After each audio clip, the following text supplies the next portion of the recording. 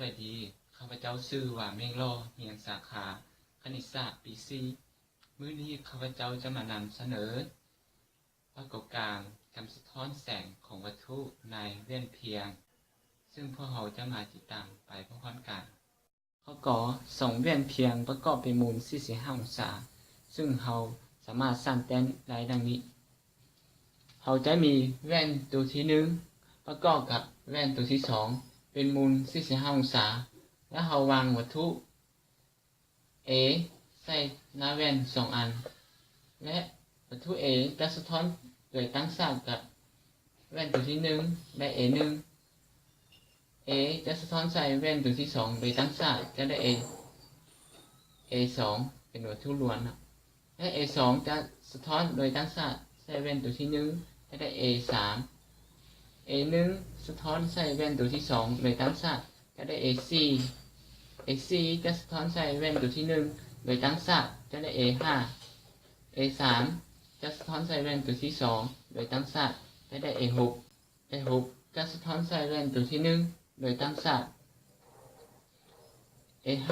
สะท้อนใส่แว่นตัวที่2โดยตั้งฉากและจะมาตัดกันอยู่จุดนี้ได้ A7 ซึ่ง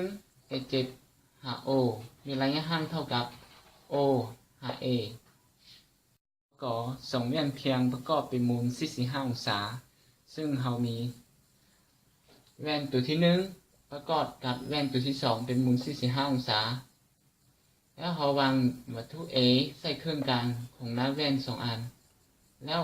วัตถุจะสะท้อนใส่แว่นตัวที่1จะเกิดหูรวน A1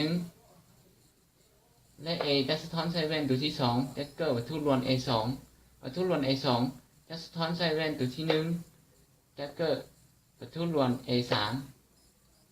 และ A1 จะสะท้อนใส่แว่นตัวที่2จะได้ AC และ AC จะสะท้อนใส่แว่นตัวที่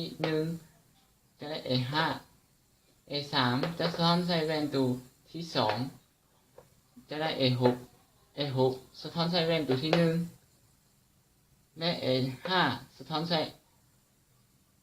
แว่นตัวที่2โดยตั้งฉากจะมาตัดกันอยู่จุดนี้และ A7 ซึ่ง A7 หา O มีระยะห่างเท่ากับ O หาวัตถุหรือว่าหา A ถ้าว่าเราเบิ่งจากรูปเราจะเห็น A1 A2 A3 A4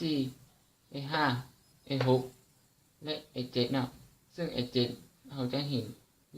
ประกอบกันเนี่ยซึ่งเรานับจะเห็นอยู่มี7รูปด้วยกันเนาะซึ่งข้อนี้ก็เส้นสุดเพียงเท่านี้เขาเข้าใจ